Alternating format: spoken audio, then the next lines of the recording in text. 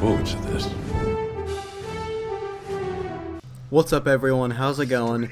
Earlier today we just got the new community transmission and all of the new vehicles that are coming to Geonosis November 28th. So let's go through them. So it starts off by saying, last week we talked about Geonosis and went into detail of what you could expect when the planet arrives later this month. And it goes on to say, at the heart of the gameplay experience on Geonosis is the ATTE, but it's not the only vehicle that will be available to use across the harsh, rocky terrain. So yeah, we're going to be getting 3 brand new vehicles coming to Geonosis this month, and the first one he talks about in this transmission is the ATTE. It says the All-Terrain Tactical Enforcer, or ATTE, as it's also known as, is a heavily armored vehicle used by the Grand Army of the Republic during the Clone Wars. It says with 6 articulated legs, and as the name would suggest, the ATTE is great at traversing all types of terrain. But the important part about this part is it says, unlike any other vehicles, the ATTE will not be available for battle points. Instead, they will be deployed dynamically across the planet. So that's some pretty interesting news. I think we learned that back with the Geonosis transmission, but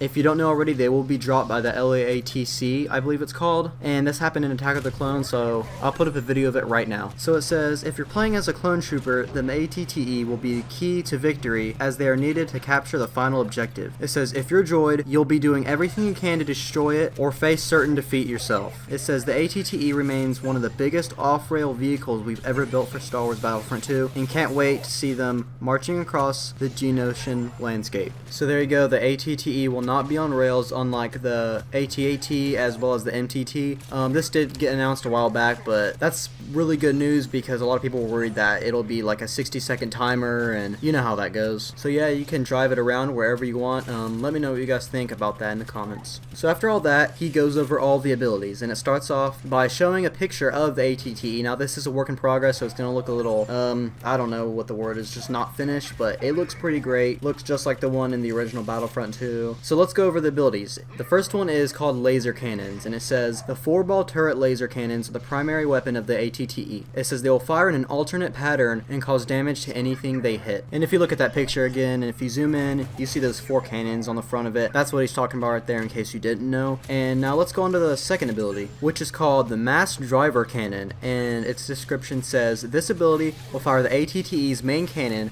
causing damage to those in its blast range. Now I'm not 110% sure on this, but the only thing I can think of is that top cannon on the roof of the ATTE. I believe that's what it's talking about, so that's pretty awesome. And now let's go to the last ability. It's called Tactical Support, and it says this ability will provide support to nearby clones. And then it says not only will it refresh their abilities, but it will also scan the nearby vicinity for droids. So that one's like an okay ability. It's not too good, not too bad, but basically just refreshes people around you, all their abilities, and scans for droids. You know, nothing too special, but not that bad either. So those are all 3 of the abilities for the ATTE. Now let's go on to the next part, which talks about its spawn point. It says clone troopers will be able to spawn onto the ATTE as they will count as an HQ in the spawn menu. It says you will encounter ATTEs across the battlefield, and they will also be deployed via LAATs, meaning your spawn options are always ever changing. So that's probably my favorite part about this transmission. Basically, the ATTEs will act as mobile command posts. And what's pretty cool about this is this was actually how it was in the original Battlefront 2 game. So the last part about the ATTE is all about its weaknesses. It says the ATTE is very resistant against standard blaster fire. However, droids that are able to get close will be able to take advantage of softer armored plating on the underside of the ATTE, allowing them to do impactful damage. It says clones will want to defend any droids that are near their ATTEs as soon as possible. So that's all for that vehicle. Now let's go on to the second one, which is all about the STAP. It says slim and lightweight, the single trooper aerial platform, or STAP, is the perfect vehicle for battle droids. With good speed but great agility, the STAP will allow battle droids to maneuver across a planet with great ease. So then it shows another pretty cool picture of an STAP. It looks pretty good, and it also goes over all of his abilities. So the first one is titled Light Blaster Cannons. It says the primary weapon for the STAP comes in the form of the light blaster cannons, dealing rapid fire damage. So that's obviously the 2 little turrets at the front of it. And let's go over his second ability, which is titled Motion Scan. It says using this ability will detect all nearby enemies within close proximity to the STAP. So this is on quite a bit of vehicles. It just scans the area and I think marks the enemies in red or something like that. And then the final ability ability is called Heatsink. It says when used, the STAP's primary will no longer overheat for a short duration of time, allowing for focused fire upon an enemy. And then I actually forgot it's got one more ability. I forgot that the first one wasn't an ability, it was just his main blaster. And this ability is titled Laser Barrage. It says a rapid fire burst of cannon that charges up and unleashes high damage onto its target. So this again is on a lot of vehicles. It's on the speeder bike and a couple ships. It just shoots a bunch of lasers out at once. It's a pretty basic ability, but not too bad. And so after that, it actually shows a picture of the Bark speeder,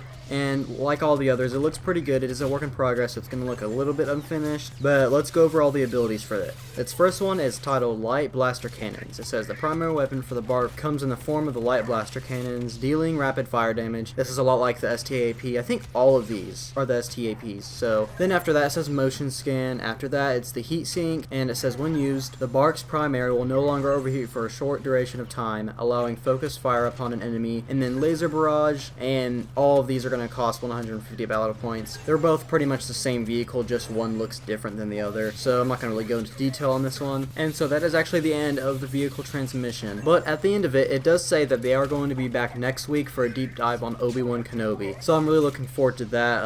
Hopefully I get a video as soon as possible when that one comes out, so subscribe if you want to see that. And that's going to do it for this video, guys. Thanks again for watching, and I'll hopefully see you all in the next one.